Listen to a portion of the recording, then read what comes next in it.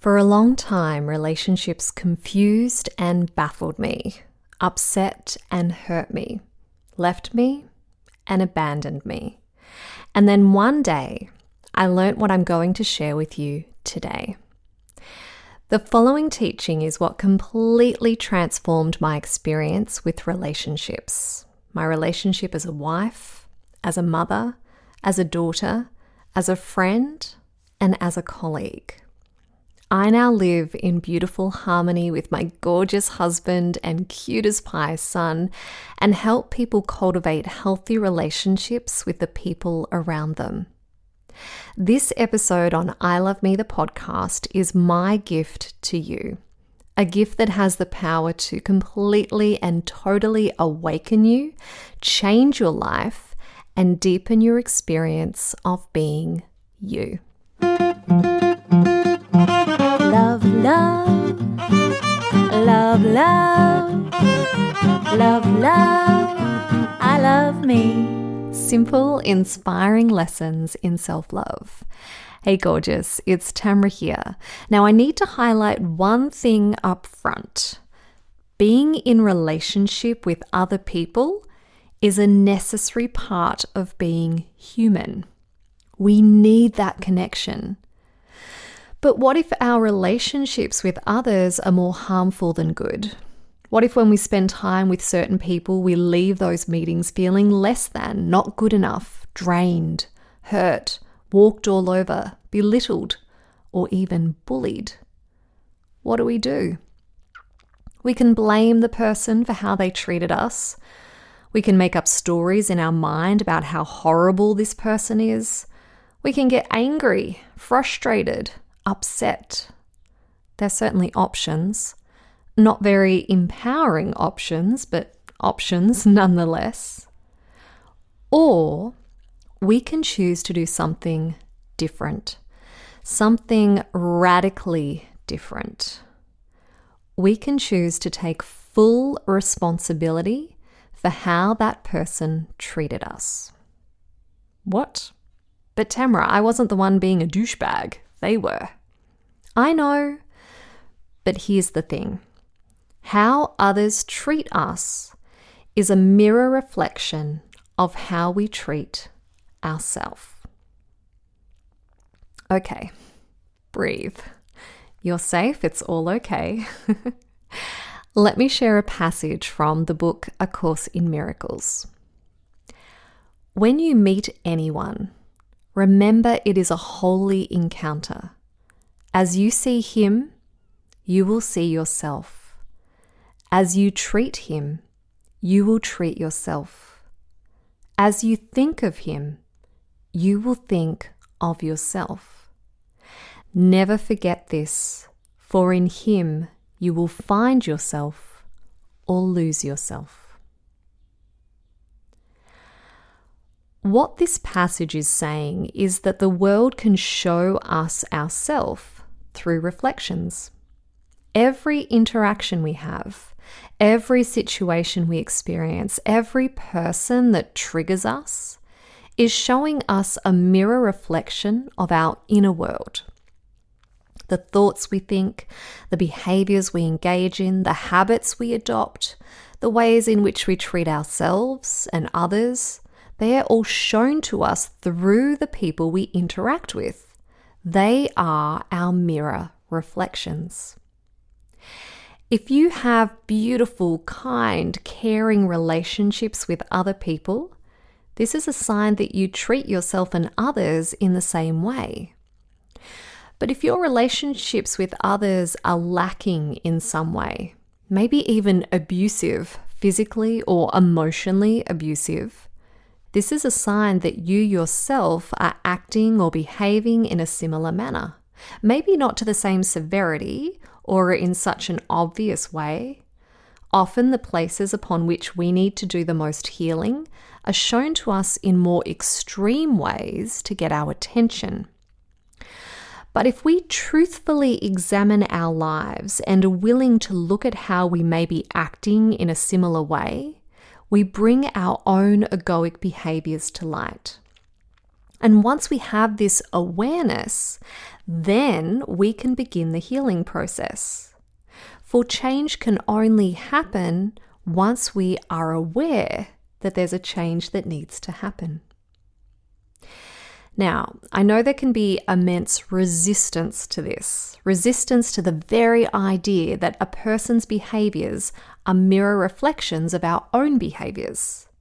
You might be saying to yourself, but they're the one in the wrong. And maybe a certain person did do or say something that was completely out of integrity or downright harmful. But as long as you hold on to the need to blame the other person, you disempower yourself. There's nothing you can do to heal the situation. You give away your power and are left feeling just plain bad. Maybe you stew over the interaction for a few hours, days, maybe even months. This person's behavior eats away at you, effectively diminishing your quality of life, not to mention your health. Yet when we're willing to consider that maybe, just maybe, we had something to do with that awful encounter, then we take our power back. We put ourselves in a place of being able to create change within that relationship. And here's how. When you get triggered or feel hurt by someone or experience some form of a negative reaction to how someone has treated you, ask yourself, where do I do that in my life? So the nasty thing that they said or did to you. Where do I do that in my life? When you're willing to sit with this question, ponder it, meditate on it, journal on it, explore it with an open mind and an absolute willingness to learn. Then you'll notice that while you may not be doing that thing to such extremes or in the same way, that yes, you are doing that thing. Maybe you speak ill of other people at the office, or perhaps you treat your husband in a similar manner when you get upset. Or maybe you speak to yourself in your head or out loud in a similar negative tone or with the same flavor of harsh words. It's not at all uncommon when life isn't going our way to say things to ourselves like, I'm so stupid.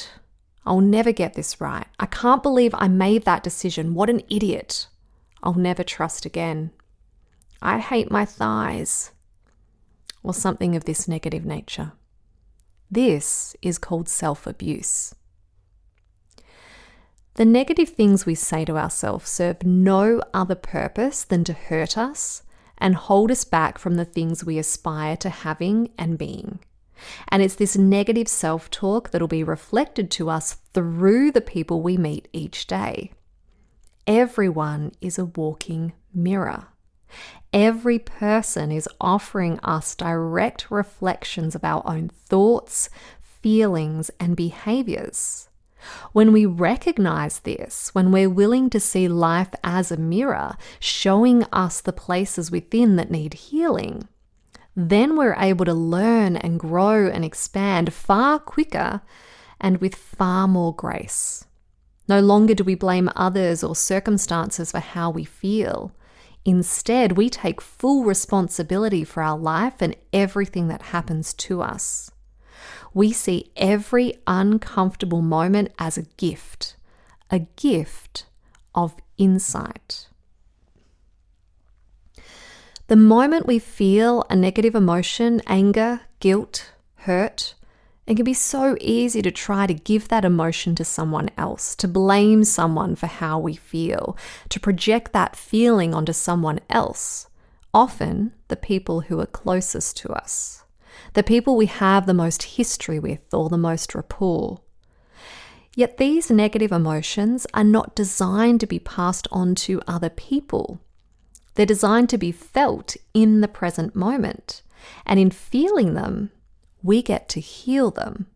Like I shared in last week's episode, Powerless to Powerful, the gift of anger. So if you're experiencing a fear-based feeling due to a life situation or interaction, then there's healing to be had. Healing for you. And if there was another person involved in that experience, someone who's triggered that feeling in you, then they're not the enemy. They've simply shown you a part of yourself that needs more love.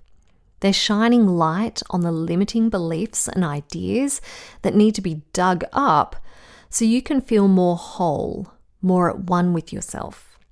So essentially, you can experience more love for others, more love for the world, and more love for yourself. Life, everything and everyone in it is a mirror reflection of you. If we speak in totally spiritual terms, there is only you. There is no other. Everyone is one. And the physical beings that we meet are simply projections of our own internal state, reflections of who we are being in that present moment. So when we point the finger at another person, we're essentially pointing the finger at ourselves. The important thing to understand is that you're not being punished when you have troublesome people in your life. You're being given the opportunity to transform yourself quickly. The annoying people around us force us to go deeper into our self-love practice. They bring our deeper issues to our conscious awareness. For only when we're aware of our issues can we then heal them. That's why it's important to be grateful for the lessons that are shown to us, no matter what uncomfortable form or shape they take. Of course, our ego will simply want to make the lesson giver wrong and blame them or judge them. I'll share more about the ego in an upcoming episode. But what we need to know is that blame and judgment are coming from a place of fear, not love. And coming from a place of fear keeps us from having a meaningful connection with the other person and ultimately ourselves. Now, the big question I always get asked by my clients when we explore this topic is, how do you know if it's your stuff or the other person's stuff? Easy. If you react to what that person says or does, if you harbor negative feelings as a result of their behavior, then it's your stuff. If you simply notice it without any form of judgment, then it's their stuff. Another person cannot make you feel a certain way. They don't have that power over you. There is a cooperation on your end to accept an insult or be riled by someone else's issues. It's either an unconscious or conscious choice you make to feel a certain way. The more open you are to this, the more easily you'll be able to transform those seemingly upsetting moments into moments of deep healing. Now, it's important for me to say that taking responsibility for how you feel doesn't mean letting people walk all over you.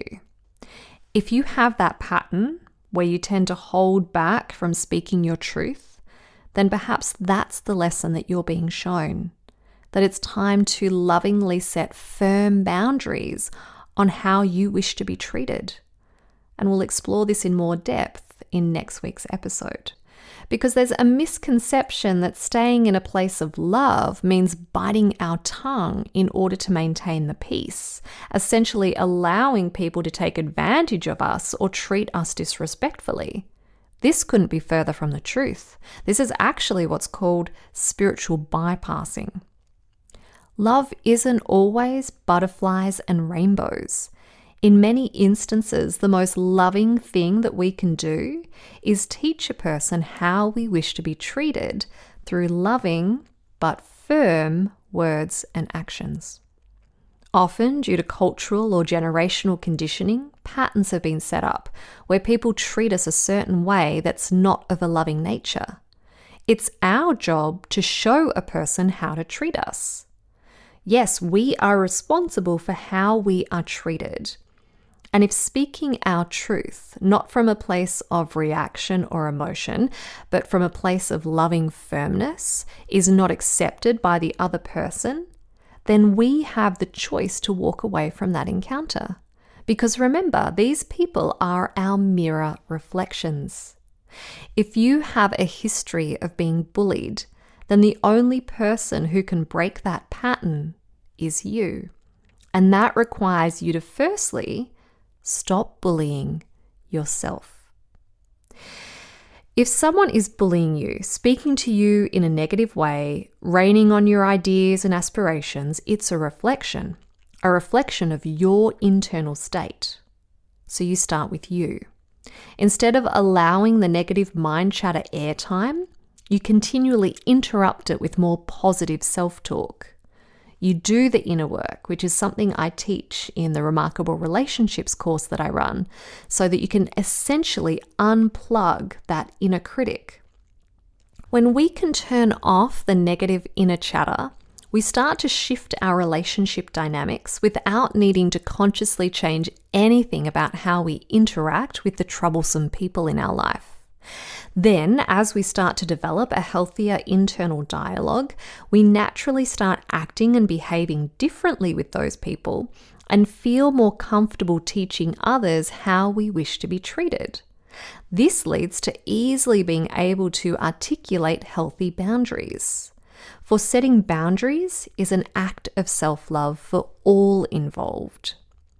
When we set a loving boundary, we're offering the other person an invitation to self-heal.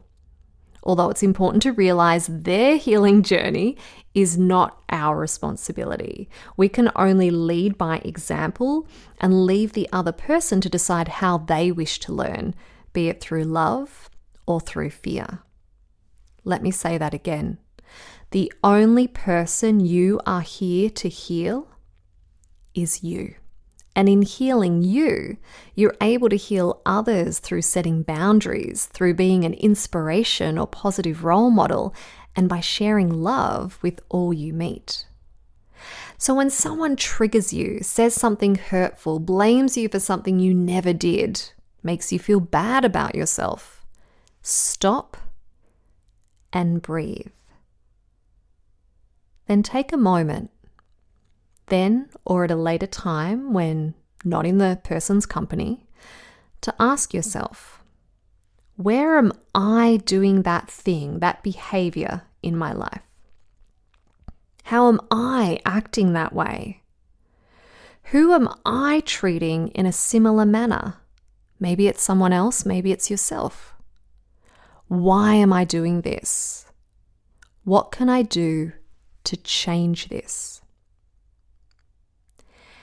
If you go into each meeting with a person wondering, what can I learn from this person? What will this person show me about myself? What are the reflections? Then each encounter becomes an opportunity to learn more about yourself and thus heal yourself, to deepen your love for yourself. But if we see each negative interaction or each time we get triggered as a bad thing, judging the encounter or judging the person because it makes us feel a certain way, then we miss that healing invitation. We miss out on seeing the mirror reflections. It's up to us to decide what we do with each interesting encounter. Judge it, make it bad, blame the other person, or use it to fuel our own healing journey. If we decide to learn from each interaction we have, and in particular learn from the relationships that trigger us the most, then we'll continue to learn more and more about ourselves and about our life. We get the direct feedback we need to cultivate deeper self-love. If we decide not to, then we only hurt ourselves. And you, my sweet, deserve so much better than that. Now, what you'll find as you start to bring your conscious awareness to these mirror reflections is that some relationships will be short-lived and will end once the learning has occurred, once we've gathered those mirror reflections. Other relationships will stay in our life for longer, allowing the two people involved to grow together. These long-term relationships offer us unlimited opportunities for learning. These relationships are more rare because the existence of such a relationship implies that those two people involved have reached a stage at the same time where the teaching-learning balance is perfect for them. This doesn't mean that they're consciously aware of this. For instance, a romantic relationship, perhaps there's a lot of hostility playing out in that relationship. Yet the couple have agreed that they're willing to stay in that relationship and learn, sometimes slowly, sometimes more quickly. Children are an example of a more long-term relationship. What I love about children is that it's so very obvious when the parents are out of integrity. You see, children learn from our demonstration. They mirror how we act and behave. That's why if your child is doing something unsavory, you want to look at how and where you are doing the same thing. Children really are some of our best teachers, offering us amazing reflections if we're open to seeing them as such. I'll share one of the key reflections I saw in my own son Zen a few years ago. At the time he was 2 and he'd formed a habit of interrupting my husband and I when we were speaking. Upon reflection, my husband and I realized that we did the exact same thing. It wasn't at all uncommon for us to walk into a room and start speaking without first considering that maybe there was already a conversation happening. So we did 2 things. Firstly, instead of walking into a room and speaking over the top of other people, we would say, "Excuse me," and wait to be invited into the conversation. My husband and I made that personal change. Secondly, we educated our son on how it's much more polite to say, "Excuse me," if we want to speak when other people are already chatting. Within a matter of weeks, our son adopted the "excuse me, mummy, excuse me, daddy" way of interacting, which was not only super cute, but created a much more easeful environment both at home and when out and about. And even now he's 6 and people still comment on how polite he is. So as you can see, it all starts with you. Let's look at another example. Maybe you have a friend who has trouble sticking to plans and this really bugs you. And I bring this one up because I've had a few friends like this. You want to ask yourself, where do I not stick to plans? Am I standing myself up? Am I saying yes to others at the expense of saying yes to myself? When others show a lack of commitment to their plans with us, it's often a reflection that we're not committing to our relationship with ourselves. You may also want to reflect on why you're so attached to people sticking to their plans. Often feelings of everything needing to stay rigidly as is a reflection of someone needing to be in control. Some people use control as a coping mechanism. They feel if they can control life, then they'll feel safe. And as a result, they have a lot of trouble simply going with the flow. Problem is, people who need to control life and have things go a specific way often experience a lot of anxiety when plans change or things don't pan out as anticipated. What's really great, but not always comfortable, is that you'll attract into your life the exact people you need to learn the lessons you're here to learn so that you can heal and enjoy a happier, healthier, more fulfilling life. If your mother-in-law drives you batty mad, there's no accident that she came into your life. What is she doing or saying that is triggering you? Analyze it. Then check in to see where you're doing those things yourself. Once you resolve them within yourself, then either 1, her behavior won't bother you anymore, or 2, she won't do those things anymore. How you act and behave around another is simply a reflection of what you believe about yourself.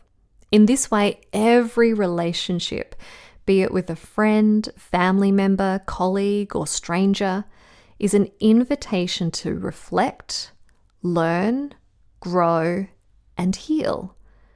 This is why I often say to people, your relationships with other people are the best self-help program you can sign up for if you have the tools and the willingness to heal what gets reflected back at you. If you treat life as a learning platform, then every interaction is an opportunity to learn and grow your self-love. Every interaction, every uncomfortable situation, every challenge is offering us an invitation to step up, to shine awareness on some old conditioning so we can let it go. Life becomes our school, a constant learning platform where we get to learn through the relationships we have. Relationships with people, but also the relationships we have with our finances, our career, our health, and our emotions. And this is the core focus of the Remarkable Relationships course, where I teach my clients the exact skills and practices they need to clear the beliefs that are causing the issues in their life, to unhinge the negative self-talk, and to design relationships with people and with life that truly nourish them so that they can thrive. So if you feel called to go deeper in this way, you can learn more about this course on my website, gettingnaked.com.au. But the real take home from today's episode is this. Our relationships are there to serve us, to show us what we need to release, let go of, and heal. And when we're willing to look at the mirror reflections our relationships are showing us, our relationships become a platform for growth and a pleasure to be in. That's all for today. Next week, we'll dive deeper into how we can teach people how to treat us more lovingly. But until then, I invite you to start to see your relationships as beautiful gifts and just see where that leads you. If you're loving what I'm sharing on I Love Me, the podcast, and want to dive deeper into self-love, take a peek at my online school, gettingnaked.com.au, where I teach you how to strip off the layers of childhood conditioning so you can fall in love with you. Sign up for the free self-love starters kit there, and if you do enroll in any of my programs, know that a percentage of profits go to planting trees, so together we can re-robe Mother Earth.